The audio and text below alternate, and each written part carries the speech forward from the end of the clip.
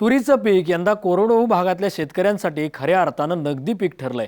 वर्धा जिल्ह्यातल्या हिंगणघाट तालुक्यातल्या दारोडा गावातल्या दिलीप पोहनेंनी तूर उत्पादनात विशेष कामगिरी बजावली। कृषी विभागाच्या मार्गदर्शनाखाली यंदा त्यांनी तुरीचं एकरी 15 ते 20 क्विंटलपेक्षा जास्त उत्पादन घेण्याची किमया साधली। केवळ 2 एकर बागायती तूर पिकापासून त्यांना अंदाजे 4 ते 4.5 लाखांची कमाई होण्याची अपेक्षा आहे। आज आपण दिलीप पोहनेंच्या तूर पिकाची यशोगाथा जाणून घेण्यासाठी वर्धा जिल्ह्यात जाणार आहोत। पांढरकवडा हैदराबाद महामार्गावर हिंगणघाट तालुक्यात दारोडा हे गाव। या गावात दिलीप पोहनेंची शेती आहे। गेल्या अनेक वर्षांपासून ते कापसाची शेती करत होते, पण कापसाची शेती उत्पादन खर्च आणि मिळणारं उत्पन्न या हिशोबात परवडत नव्हती। त्यामुळे त्यांनी आपला मोर्चा तुरीच्या पिकांकडे वळवला। पहिले कपाशीचं पीक घेत होतो, पण त्याच्यामध्ये खर्च आणि उत्पन्न याच्यामध्ये कुठलाही पैसा उरत नव्हता। म्हणून मी हे तुरीचं पीक घेऊन एक नवीन चांगलं उत्पन्न मिळावा आणि आपला कर्जाचा जो काही डोंगर असेल तो कमी व्हावा, याच्यासाठी मी एक तुरीची पिकाची निवड केली सर। पोहनेंनी तूर पिकात सोयाबीनचं आंतरपीक घेतलं होतं।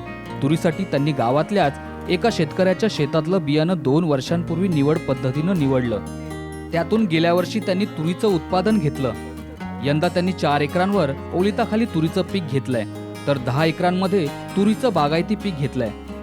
सोयाबीनच्या आंतरपिकातून त्यांनी भरघोस उत्पादन मिळवलंय। मार्च महिन्यामध्ये पहिले ट्रॅक्टरने नांगरण केलं, त्याच्यानंतर 1-1.5 महिन्यांनी रोटावेटर केलं। रोटावेटर केल्यानंतर त्या एक वखरणी दिली ट्रॅक्टरचीच, आणि जून महिन्यामध्ये मी सारण्या फाडल्या दतारीसोबतच मी 3-4 सरते बांधले। 4 सरत्याला 3 सरते सोयाबीनचे आणि 1 सरत तुरीचं, अशी मी ही लागवड केली जून महिन्यामध्ये 15-16 तारखेला। नंतर मी आणि त्या लागवडीसोबत सुपर फॉस्फेट पेरलं होतं सर। त्याच्यानंतर 1 महिन्यांनी त्याला निंदन दिलं। निंदनानंतर ते 2 महिने झाले। 2 महिन्यानंतर या झाडाची शेंडे खुडणी केल्यानंतर 10-26-26 हे खत मी एकरी 1 बॅग देऊन त्याला परत डेव्हलप केलं। सोयाबीनची सप्टेंबर महिन्यात काढणी केली। त्यांना जवळपास एकरी 35,000 रुपयांचं उत्पन्न मिळालंय। यातून सोयाबीन तसंच तुरीचा उत्पादन खर्च वसूल झाला। सप्टेंबर महिन्यामध्ये पावसाचा अभाव आला, तेव्हा मी ओलीत दिलं। तेव्हा 1-2 पाण्याचे ओलीत दिले, कारण की ते झाड कमी पावसामुळे त्याची ग्रोथ थांबली होती, म्हणून मी पाणी सोडलं होतं। आणि नंतर ऑक्टोबर महिन्यामध्ये हे झाड शेवऱ्यावर येत दिसलं। शेवऱ्यावर येताना मी त्याला क्लोरोफारिफॉसचा फवारणी केली 40 ml टाकून। नंतर 15 दिवसांनी त्याला फुलोरा आल्यानंतर एक कीटकनाशक वापरलं, परत बुरशीनाशक वापरलं। कीटकनाशक 40 ml, बुरशीनाशक 20 ग्राम आणि पूरक खतं 0-12-61 प्रथम स्टेजला वापरल्यामुळे चांगला फुलोरा आला। तुरीला आजवर त्यांनी 3 ते 4 वेळा पाणी दिलंय। पाण्याची उपलब्धता असल्यानं त्यांना तुरीच्या उत्पादनात वाढ मिळवण्यात मोठं यश मिळालंय। हे 4थं पाणी चालू आहे या शेताला, आणि आज अशी कंडिशन आहे की 50% शेंगा झालेल्या आहे। ह्या पाण्याचा क्रम मी पूर्ण करून हे पाणी इथंच थांबवणार आहोत, आणि नंतर शेंगा परिपक्व झाल्यानंतर ह्या झाडाला कापणी करून मळणी करणार। तुरीत सोयाबीनचं मॉडेल यशस्वी ठरलंय। पोहनेंनी वेळोवेळी रासायनिक खत तसंच कीटनाशकांचे योग्य डोस वापरलेत। त्याचा उत्पादन वाढीसाठी त्यांना चांगला फायदा झालाय।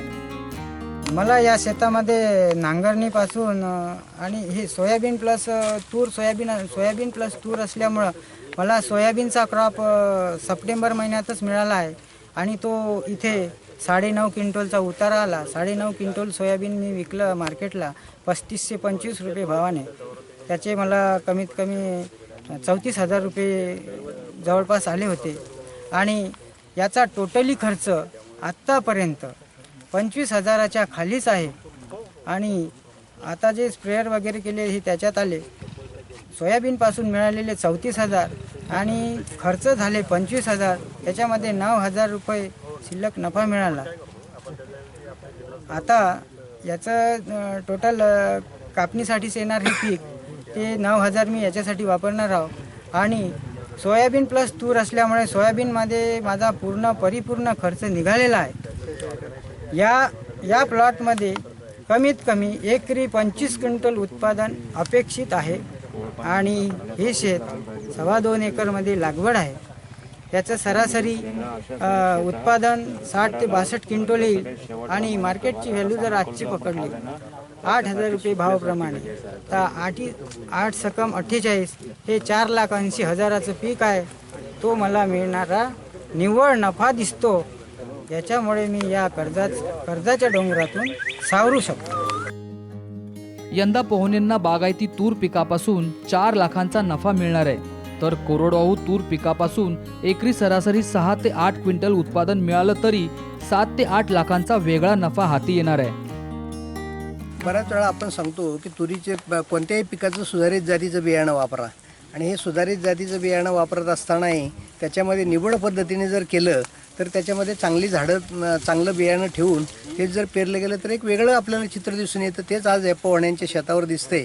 त्यांच्या म्हणण्याप्रमाणे हे त्यांनी निवड पद्धतीने केलेलं वाण तयार आहे हा. आणि हे जे निवड पद्धतीने त्यांनी जे बियाणं घरगुती तयार केलं आहे आणि त्याच्यामुळं आज ज्या पिकामध्ये इतर पिकापेक्षा जास्त प्रमाणात शेंगाचं प्रमाण जास्त आहे आणि एकंदरीत त्या तुरीची पीक परिस्थिती पण चांगली आहे, वाढही चांगली दिसून आलेली आहे.